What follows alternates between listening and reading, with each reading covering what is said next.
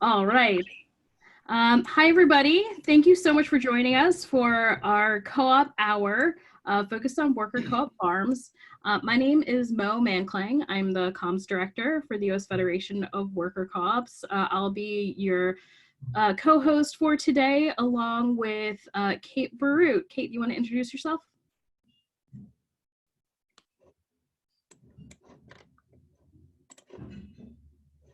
Looks like Kate's muted. Okay.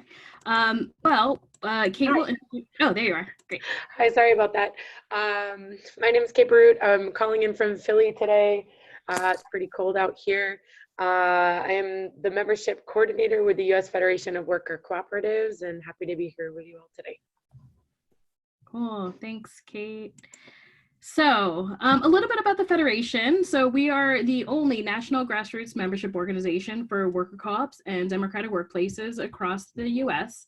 Our mission is to build a thriving co-op movement. So that looks like supporting co-ops, connecting them, advocating for them, sending out messages about them, learning about the field and how it's growing. It's growing quite a bit over the last couple of years. So we do a lot of our work through meetings like these, so educational meetings to help people understand the worker co-op movement. We hold member councils. We host a biannual worker co-op national conference that is held at rotating places across the country. And then on the in-between years, we host regional conferences in the East and West Coasts primarily. And yeah, so our mission is to make sure that people know and understand and are able to get involved with the worker co-op movement. And so this is one of those ways. We have this thing called the co-op hour, which we've just started this year, and it's our way to help people to understand and explore specific topics within the worker co-op movement. So we feature members. One of the last ones we did was around worker co-op conversion. So we had people come on that had converted their business from a traditional business model to a worker co-op model. And so this one will be exploring worker co-op farms. And I just want to throw it out there. If there are topics that you would like to hear about, please add them in the chat. We are in the process of planning out all the co-op hours for 2020. We're hoping to do a lot more of them next year since we've had some pretty good success with these. And we are pretty closely informed by what people are asking for. So yeah, please do share any of your suggestions. And then I'm going to hand it over to Kate to talk about the Worker Co-op Farm Peer Network. Hi, everyone. Great.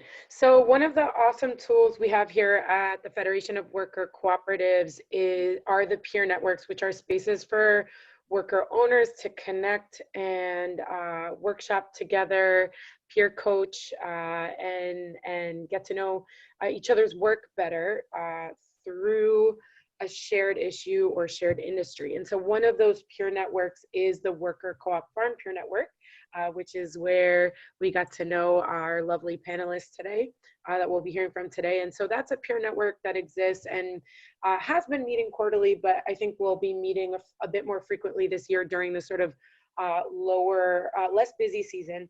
And it's a space for current worker owners of worker co-op farms and folks who are somewhere along the startup process to get together and connect and skill share and talk about strategies for building their worker co-op farms. So we invite anybody who's currently on a worker co-op farm or in the stages of your startup to consider joining that peer network and joining us on the next call, which will be in January. If you're interested in finding out more about how to get involved in that peer network or need help figuring out whether it would make sense for you to join those calls, you can email membership@usworker.coop, and I will put that in the chat. You can also privately chat me your email right now, and I can add you to the list to find out about upcoming events and calls. Yeah. So let me know if you're interested in joining, and I can answer any questions you all have about that. Cool. So we're going to jump right in. We only have an hour. So how this is going to work is each one of our speakers is going to have 5 to 7 minutes to talk about their worker co-op farm. And then we will open it up to questions. You can feel free to ask questions in the chat at any time, and then we'll note them. In case y'all are shy, we have a couple starter questions because we already have a lot of questions that we want to know about these folks. So please add anything that you have here, and anything that maybe we don't have time for, we'll figure out a way to make that happen. And then also, just so you know, we're recording this right now, and we will send out a recording of this to everyone that joined and registered for the webinar today. And then we'll also have it posted on our website at usworker.coop. So with that, I will hand it over to Gabriella from the Pioneer Valley Workers Center. Hello, everybody. So my name is Gabriella Della Croce. I'm one of the organizers and co-directors of the Pioneer Valley Workers Center, which is a small grassroots organization, which also operates as a collective, though we're incorporated as a 501c3. And most of our members, we have about 200 of them who are farm workers in the area. We are based out in Western Massachusetts, about 2 hours west of Boston. And most of our work as an organization revolves around fighting for better conditions and for immigrants' rights. So for instance, one of our big campaigns right now is a driver's license campaign. We've done a lot of work around wage theft and addressing issues at individual workplaces as well. We have 2 worker committees that kind of set our priorities and our work plan year to year that are made up of our members. And so we have always dreamed of being involved in forming alternative institutions and incubating co-ops, and didn't really expect that was something we'd be able to take on as quickly as it has emerged in the past year and a half. But there was a really incredible opportunity that came about for us to access land through an organization called All Farmers. And so they wrote us a message and asked if we were interested, if any of our members would be like access to land or be interested in farming. And we took that question to our worker committees, I guess a year and a half ago or so. And there was a tremendous amount of interest of people that were excited in some way, shape, or form farming. Most of them, again, like I said, are farm workers, but don't have access to land themselves to be able to grow food. And so out of that initial group and spurt of enthusiasm, there was a group of the kind of the most committed people that whittled down to 6. And those members this past spring got out on the land for the first time, which we were able to amazingly access through a land trust and a collaboration of the local city. So we're not actually having to pay anything for the land, and neither are they. So it's about 4 acres that they were working on developing a ground lease for, currently operating on an MOU. And they, after looking last winter, workshopping a lot of different ideas and visiting some different worker co-ops and learning about different models of cooperatives, they decided to organize themselves that way. So there are 6 of them that meet monthly and to make decisions about how they wanted to manage the farm, what kind of crops they wanted to grow, what kinds of methods they wanted to use, how to divide tasks and responsibilities amongst themselves. And it's been a really exciting first season. We're very much still in the startup phase. When we first accessed the land, it had been used as a hayfield for about 10 years, and no one has grown vegetables on it possibly for a lot longer than that. So there was no infrastructure, no irrigation system, no shed for tool storage, any of that. And so we had a fundraiser of about $15,000 to raise $15,000 last spring to get money for the initial basic infrastructure, and have been slowly pulling that together. So this past season, we built a shed, and we jerry-rigged a system from a small stream to feed the field through a gravity-fed drip irrigation system. And we just got a grant funding to build a well next year, which will be a lot more reliable. So we're excited about that. And it's just been really amazing. I think one of the things that has been incredible, and that we didn't really know how it would work when we started out, is all of the members no one quit their day job to start the farm. It was something they all were doing on the side. So they're all still working as farm workers, and one person in construction now, full-time, often 6 days a week, like 10, 12-hour days, and then only farming at the farm on their 1 day off a week on Sunday. And so it's very much something that is like starting small scale. And on the side, we were able to really leverage a lot of people power through our rapid response network that we have, that we've formed through the Worker Center to support the organizing and work of our worker committees. And so every Sunday when the members head off, like throughout most of the summer, we had work parties. We invited volunteers to come and just help us get started and literally dig in and help us plant and weed and mulch and harvest. And so given all of that, I think we did a lot better than we expected in our first season. The group had a hard time tracking the numbers very precisely, but we know that they definitely produced at least 2,000 pounds of different kinds of vegetables. They planted around 30 different crops of mixed vegetables and some herbs, and primarily sold it to the consumer co-op in our area, which has been very supportive, and very fortunately is just literally 2 minutes down the road from where the farm is. So that was really easy for them logistically to sell to. So they sold there, and then to a CSA in the area that was excited to support us and get some extra produce from us.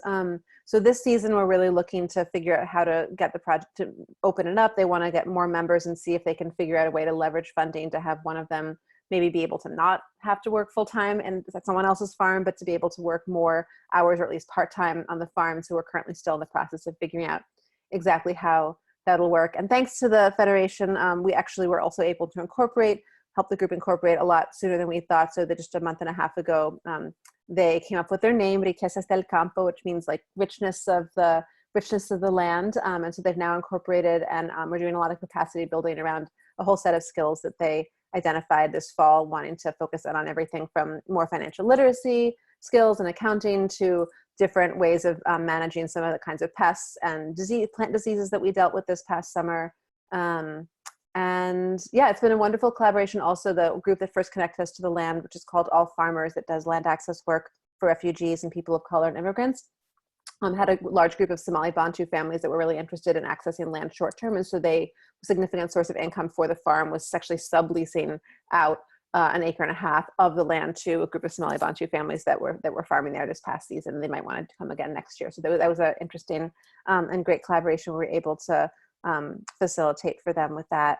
And yeah, we're just really excited to keep growing the project. We know that farming is pretty much one of the lowest margin industries you can possibly be in. And yet at the same time, it's something that our members are really passionate about. A lot of them bring decades and decades of experience, have been farming, since they were subsistence farmers in El Salvador, in Mexico at the time they were 8 years old, and are already, are making such low wages and facing such difficult conditions on the farms that they work at, that for them, not that we want to set that as the base, but they don't, to meet what they're already making as farm workers is I think something that's doable with the small group that we have currently. So we're looking forward to continuing to grow and expand, and and also we're excited to be part of this group and learning more from other co-op farms around the country. Cool, thank you so much, Gabriella. We're gonna keep rolling into the next one, but please, I already have a million questions now for Gabriella. So I encourage you all to write down your questions in the chat window, or just hold them and then we'll have some time for you to ask them in a minute. So we're going to keep moving and hear from Dee from Rocksteady. Cool, thank you, Mo. Good afternoon, everyone. I'm really excited to be here. I'm just kind of been rolling over all of the chat information, what folks have been sharing, like who they are, where they're from. Really excited to see farmers, aspiring co-op people, different types of co-ops. So thank you everyone who's taking the time out this afternoon to be on this call. I see a couple people from the New York area, one of them who I know, Elizabeth, so great to see you on board. And thanks to everyone again, also to Mo and Kate for organizing this, and Gabriella and Hannah for being down to do this as well. Yeah, okay, so Rocksteady Farm and Flowers. So I'm one of the current worker owners, farmer owners, and founders of Rocksteady Farm and Flowers. Currently there is one other worker owner who's also one of the founders. We did have a third partner and founder of the business, but she stepped out to pursue some other stuff like cooperative development, which is really excited that we're still in partnership with her. So we were founded in 2016. That was our first season. And we are a diversified mixed vegetable and cut flower operation. We manage about 11 acres. We're growing on approximately 8, 8.5. We primarily, our major outlet for production is for CSA. As of this past season, we had a 275 member CSA, both locally here and as well as in New York City. Just to backtrack for a second. So our farm is located in Millerton, New York. That's 2 hours north of New York City in a region called the Hudson Valley. We're about in the mid-Hudson Valley region. So we've actually extensively have grown from the first season to the current season. And yeah, really excited about our growth. Just gonna hit up presentation. So what I love about what we do and the work that Rocksteady is doing is that we're trying to balance a for-profit cooperatively run business with a very, very focused social justice mission.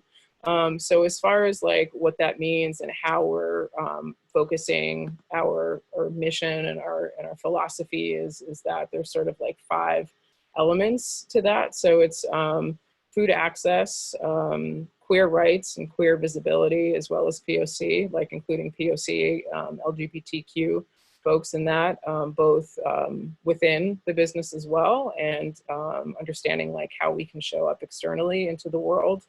Another element is the local economy and small farm viability and cooperative development, public health, and environmental stewardship. So those are sort of some of the main philosophies in which Rocksteady was founded, and that we are, currently leaning more into trying to understand how we balance all of those elements, because it's a lot to do as a for-profit business that's trying to create, sustainable living wages for everybody.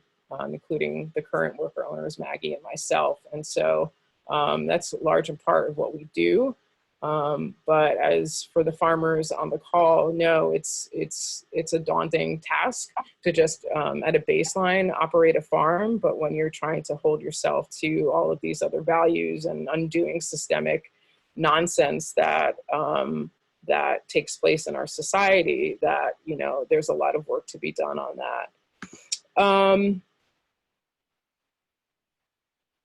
As far as like how we're, and I can go into speaking about this more when folks have questions, but I just really want to speak a little bit more about like our workplace philosophy and how we're trying to operate. And so, it's really interesting. We're in cooperative development, but we only have currently only have 2 worker owners. And so what does that mean? How do we create the incentives and when there's like low wages or low equity within a farm business, right? Like how do you get people to be on board and want to be worker owners? And that's something that we're trying to understand and realize. And we had a tremendously awesome group of employees this year that gave us tremendously important feedback to understand how Rocksteady can move forward, because up until this year, we had barely any farmer retention, and getting a new set of employees from year to year, trying to be better farmers and make better money and live into our values and create work culture that's an antithesis to the capitalistic system in which we're all a part of, right? It's been really hard, but we have a bunch of employees that are staying on for next year that are invested in us being a better workspace, living into our values as far as like how the relational aspect between Maggie and I is 2 people in power, right? And everyone else, all of our employees, not in that same type of power, right? So how can we equalize, right, that experience and that environment that benefits both of our employees, that benefits the business, and that can benefit Maggie and I as we're trying to hold all of these different things, is the responsibility of being owners and the responsibility to the financial viability of the business and to the health and well-being of our employees. So we're really looking to right now, without having any additional owners, really looking to democratize the business in a way that there is no longer any type of management roles other than Maggie and I, that we're making all inclusive, you know, everybody at all times and in different ways that I can speak to later, are sharing a voice and are sharing their voices and feel as though that they are truly empowered to contribute in real ways, in self-determined ways, to how Rocksteady operates, again, at the relational human aspect to one another, and to its financial viability.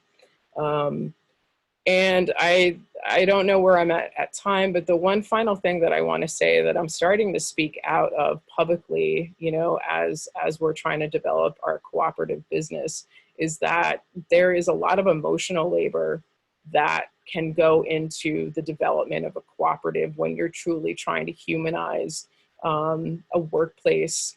And like I said, giving everybody empowerment and self-determination, and the idea that the true experience that they're valued, and it can be a dignified workplace.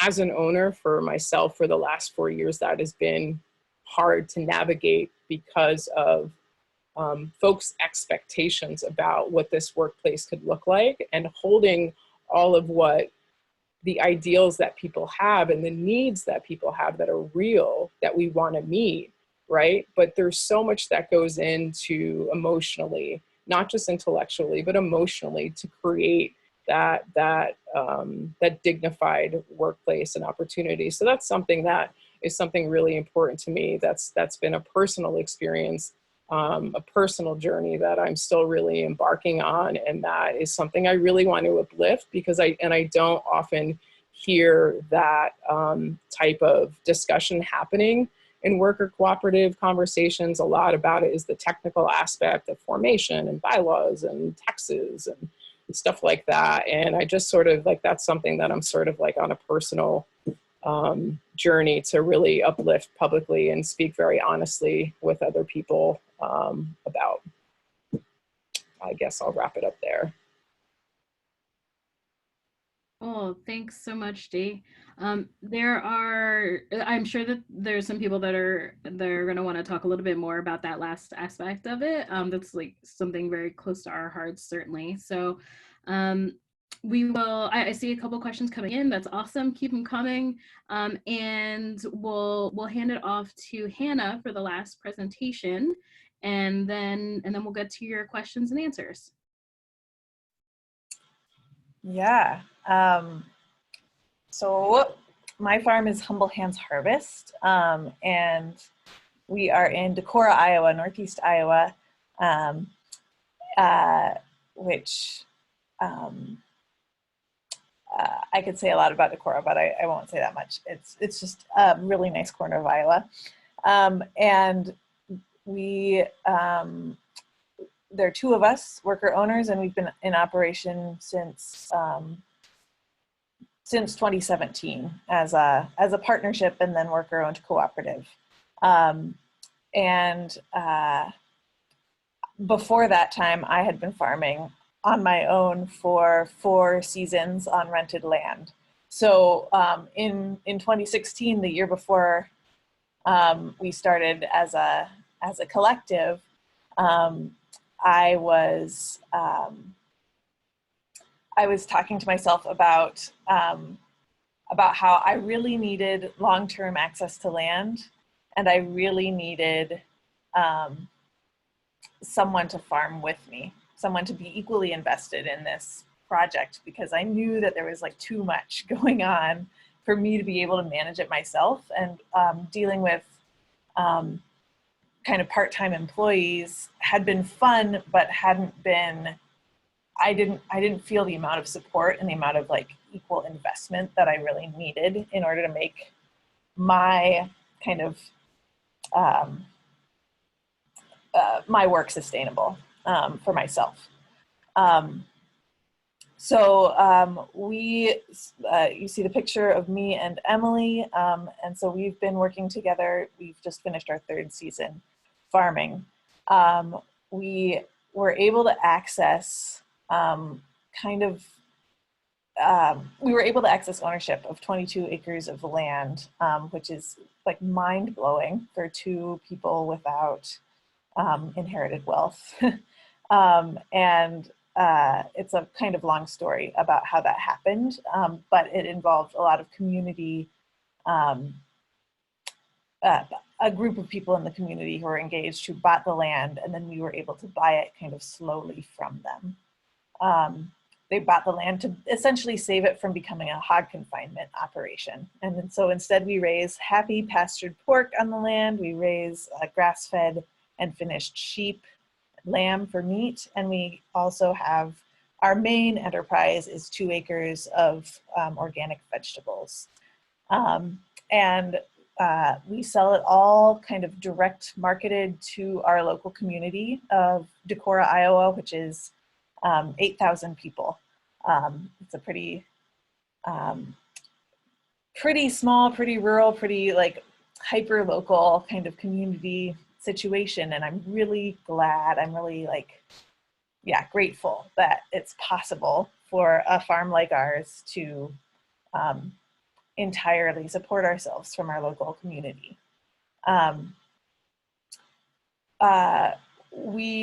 So to just kind of talk a little bit about how we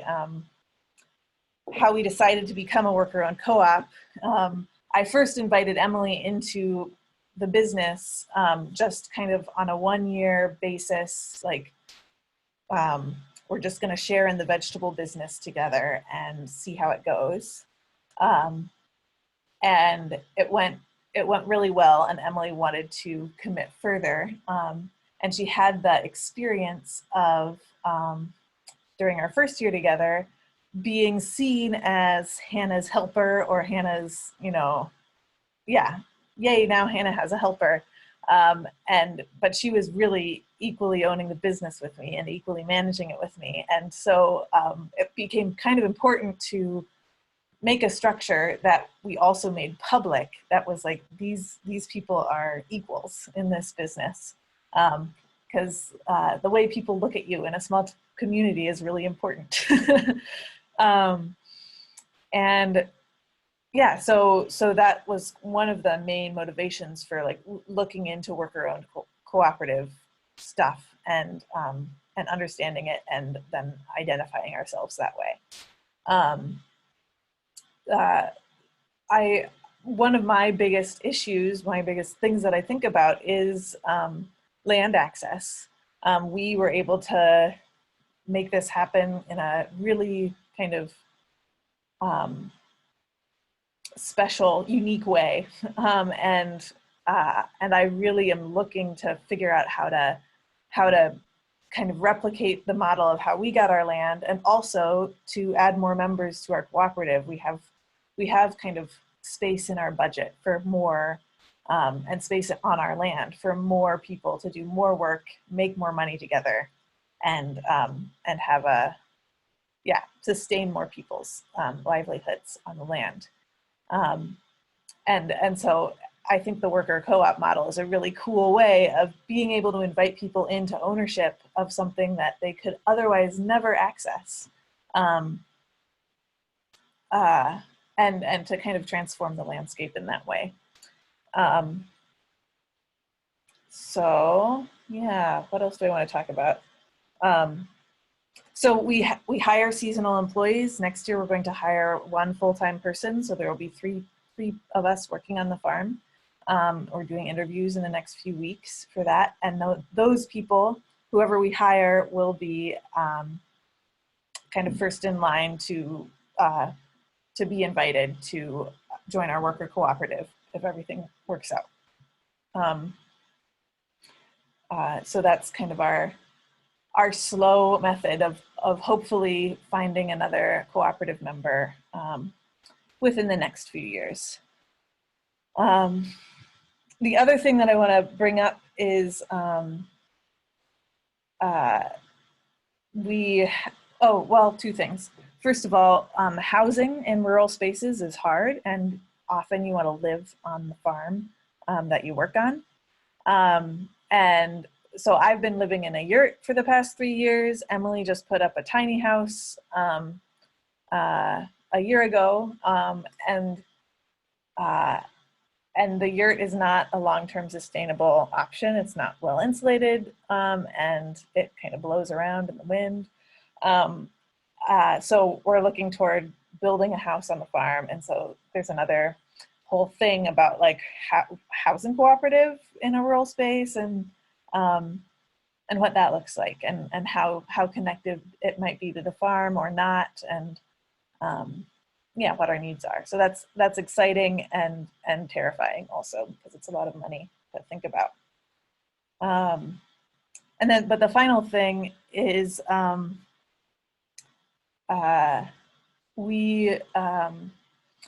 when we were getting started, we were relying on a whole bunch of gifts from our community, some in the form of like shares of this land that we now own, and some in the form of just outright cash for a well and for a deer fence. We raised $20,000 in early 2017 to be able to put all the infrastructure on the land that had been a conventional cornfield.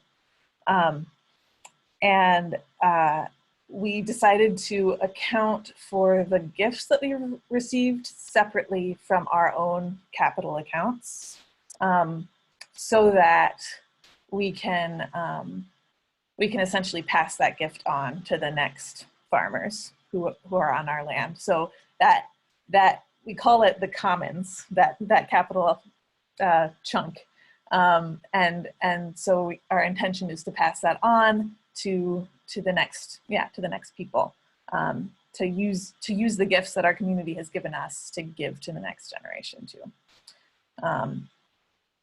So it's really fun to be part of a worker-owned co-op that can like really think differently about the way we act economically. Cool. Thanks, Hannah. Yeah. So we have some really juicy questions from the audience that Kate and I will help guide us through. Thanks so much to Gabriella, Dee, and Hannah for sharing all of the work that you all are doing. Because, we know it's not just like, like there's the running the farm piece, and then there's also just like, how do we make the worker co-op work piece of it, which does take a lot. So maybe we'll start off with a couple people were interested in hearing Dee talk a little bit more about the emotional aspect of the work, and kind of like a little bit more about how you think about that, and I also, like, from the Federation standpoint, I'm also really interested in hearing how you think that like we as a network can all come together to help support each other in those ways. Oh, I love that, Mo. Yeah, I think that that's something that I'd be really excited to participate in, is like that conversation as well, because I think that's really critical, right? Because I think the idea of cooperatives, I'm going to try to be brief because I can be verbose as hell sometimes. The idea of a cooperative business, cooperatively run business, is the antithesis to capitalism, right? It's a radical notion. It's a radical entity, right? And it's like, if you're doing something radical, you really have to, the whole thing has to be radical. And so the idea of creating a dignified workplace and really living into very strong relational values, that everyone feels seen, that everyone feels safe, like everybody feels empowered, is not very easy. There's like a long road of development. If you're working with a lot of people, or even not, you're working with 3 people, and especially if you're working with more, right? The folks that come to work for Rocksteady for practically every season has come to work for Rocksteady because they're very politicized. in a way of wanting to undo the systemic challenges that we face in the world, as well as in farming and agriculture. And so they're coming to this space for Rocksteady to be different, and holding people's expectations and ideals is really hard while you're trying to hold your own, you're trying to run a business, you're trying to make sure everybody feels safe. And, you know, we're queer, we're POC, people have emotional and mental health issues. I have mental health issues. I have learning disabilities, right? There's all of these things that we're all coming to this table that we're holding, right? While we're trying to like do really important work. And it's like you navigate all of that, right? You're trying to navigate all of that. And that is emotionally holding all of that sometimes at the same time in the same day while your tractor just broke down and, you know, your CSA is tomorrow anyway.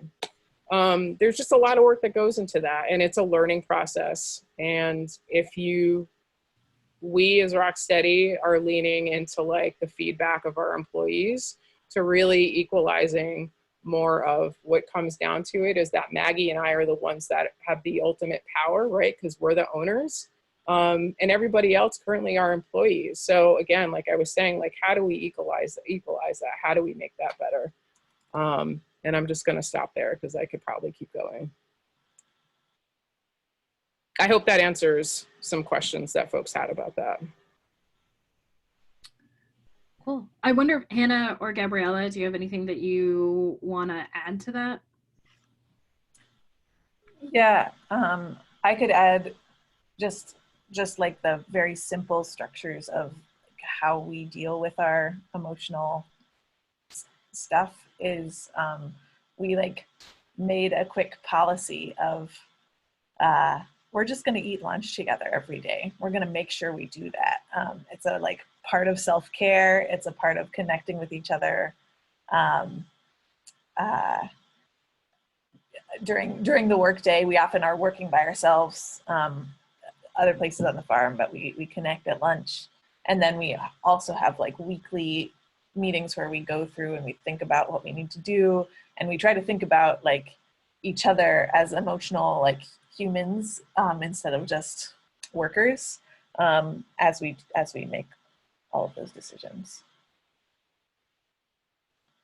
Yeah, I would just add, I think that something for the Floriquesas del Campo that helped with a lot of the way that the group has operated is that many of the members are related to each other, which I neglected to mention in the beginning, and actually already live together. So there's just a lot of, there's a lot of dynamics because of that. Sometimes people don't get along or have like long-standing challenges with each other, but also there's a lot of just built-in trust and care and devotion to one another as a family. And so that's something that's both, I think, will continue to be a strength, but then also a challenge is because there's 5 of the 6 people are related and have really welcomed that 6th person into the fold. But as they want to keep growing and have more members join the co-op, I think that there will be like some challenges around, you know, how do you, like the differences between that ready-made trust that exists already in the family and people who are, just getting to know the co-op members through the work for the first time.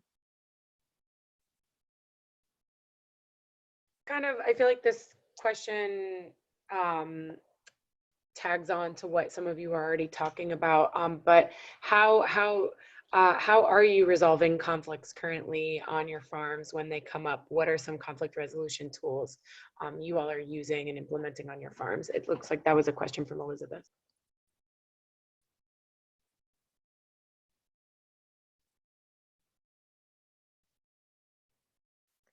I would say for us, similarly, there have been definitely some big challenges, especially at the heat of the season when people are so overworked, underslept, and just scraping by to make time to be starting this project on the side. And I think the conflicts that came up around, like initially, the group had made an agreement, for example, about how many hours would be the minimum amount of hours that each co-op member had to put in to the farm on average. And so then it was really hard, more so for the women than for the men in the co-op. And a number of them, like there started to be some dynamics and resentments that formed around people who were spending less time or had some family issues come up and weren't able to like be there as much. And I think the way that we work through some of that is just that the family and the members that aren't part of the family, member that isn't part of the family, just like did a lot of processing and talking through things together until they were able to let things go. And they're definitely like, I think that some of that will continue to be a challenge. And they also relaxed some of the requirements. Initially when they started, I was kind of surprised at how rigid and how like ambitious a lot of the goals were. They were like, no, everyone needs to work this many hours a week. Everyone needs to make sure they can't miss more than one meeting a year. You know, there's only one meeting a month. They have to make it. It doesn't matter if they don't make it, then like, you know, that's grounds for them not getting to be in the co-op. And I was like, wow, that's a really high bar to set. Are you guys like, sure you want to have like such a stringent, you know, requirement? And they were, you know, very, you know, decided about that. And then, but kind of when push came to shove and it was really hard to keep up with that, I think the willingness to like reassess and revisit some of those rules that they'd previously made at the start of the season before the rubber hit the road was a really important thing that created more space for them to be able to operate, given the capacity that they actually had during the season. Thanks, Gabriella. Does any do the other two of you have anything you want to add about specific tools for conflict resolution you're using on the farm right now, or you'd like to explore for the coming seasons? Well, for us, there are only two of us who are worker owners. So for the majority of the year, there are only two of us who are thinking about things and making decisions. And so it's just a very interpersonal process, right? Yeah, so I have some like concerns about when we do add another person, because that just adds a lot of layers of dynamics. Right now it's working really well, just as two people. We really care about each other. We really want to make this farm work together, so. Yeah, echoing what Hannah just said, you know, currently Maggie and I are the two worker owners carrying all of the responsibility, you know, of the business. And, you know, Maggie and I have been friends and have been working together for 7 years. So we have a really great relationship. And so between her and I, we're pretty good at communicating with each other. There's definitely challenges and conflict at some times, but I think there's just, a deep commitment to our relationship as the owners of Rocksteady and to our friendship. That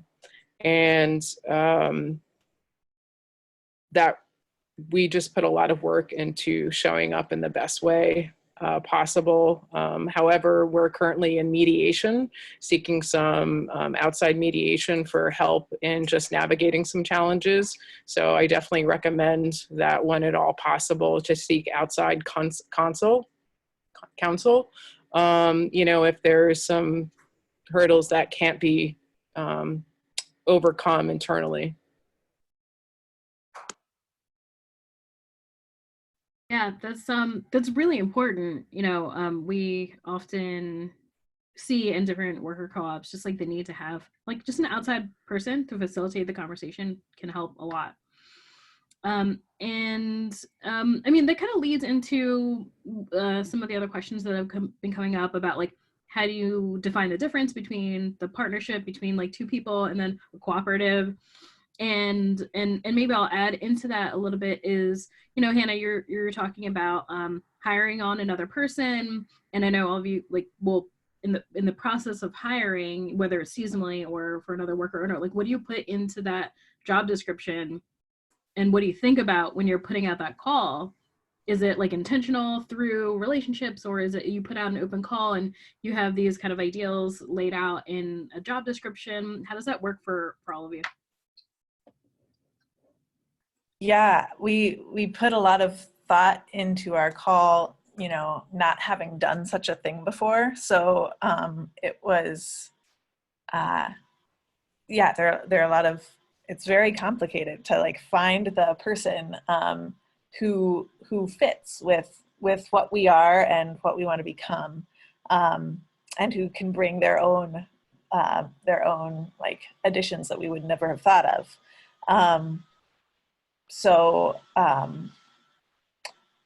Yeah, I mean, the thing that like is really complicated for us is that we're in rural Iowa, and so uh, a lot of people have thoughts about what rural Iowa might be like, which might or might not be true.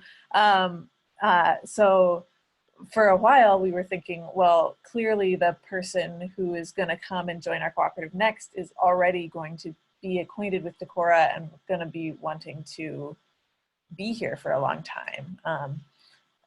You know, being a farmer is like pretty, it feels pretty different than just becoming a worker owner of another business. It feels more permanent somehow because you're connected to the land in this really important and long-term way. So it feels like a big deal to ask someone to move to Decorah if they don't have a relationship with that place already. So our first time that we put out the call, we really put it only in local networks. This year we put out the call wider because we thought, well, actually, we really love this place and we think that other people might love it too. And yeah, and so we've got people from like a wider spread coming to interview with us, and that's really exciting.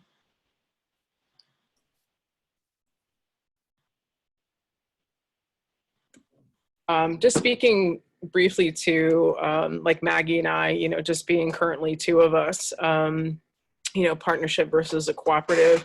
I think because from the jump, it was 3 people that founded it. So, and from the jump, we operated, we created bylaws in which we would operate the business, in which we would make decisions, in which equity would be divided out.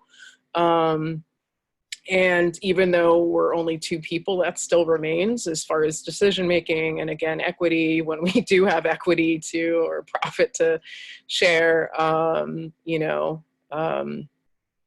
having bylaws. And then the other thing is that we have a path to ownership for incoming folks, and we're currently looking at to make amendments to, but you know, we created 2 seasons ago a pathway to ownership. So I think, at least for us, that's how I feel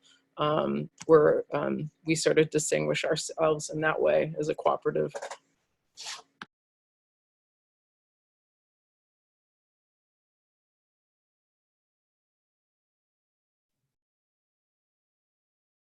Okay, I'm looking at some of the other questions here. I think we have time for about one more question. There's a question here.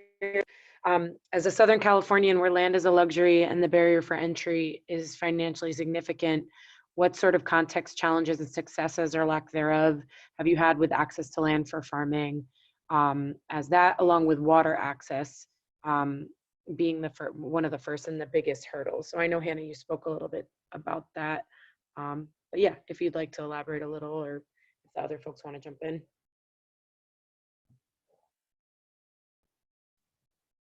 So for me, one of the most frustrating things as a farmer is that the way like land ownership works right now is that you have to like prove that you deserve to farm by having a lot of money in order to access land.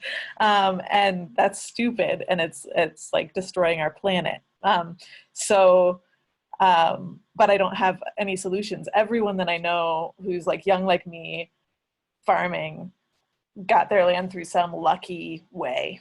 And I really want to, so I don't have answers, but the lucky way that I did it definitely involved like rooting down to a specific community and telling that community that I wanted to live there and wanted to farm there and help me do that. And it came through for me. I mean, Iowa land is probably not as expensive as California land, but yeah, that's the way I did it. Yeah, similarly, like I said, I imagine the context is very different in California than it is out here in Western Massachusetts. The land isn't exactly cheap here. We really got lucky. I think part of it is that it's a small parcel. It's like only 4.5 acres that we're farming, and it's an area that would be grandfathered in it was grandfathered for agriculture, but it would definitely be designated wetland, like large sections of it otherwise. And we thought we'd have a lot more problems with that than we did this past year, partly because we were lucky with the weather. So yeah, we really were able to leverage existing connections that we had with the city of Northampton, which owns half of the land, and then a local land trust, Kestrel Land Trust, is the land trust that owns the other half of the land. And because I think because again the land is somewhat marginal because of the water issues and because it's so small, we were really lucky. And we don't yet have long-term access secured to it. We have a 3-year license with the city of Northampton and a MOU in place for this season with Kestrel Land Trust, and are beginning to work with an organization called Equity Trust to draft a 99-year ground lease, which Kestrel and the city have both expressed support in working with us on. But I know that, yeah, we, again, similarly think got lucky.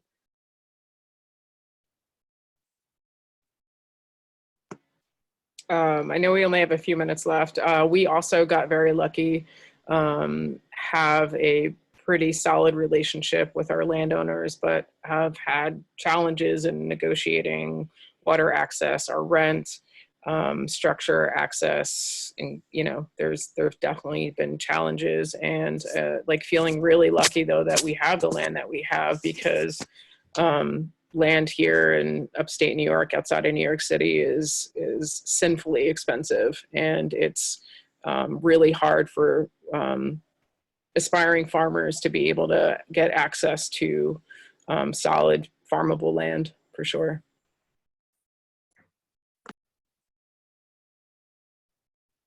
Well, yeah, and then I think if we want to take one more moment for one question, there was a question that was seconded a few times.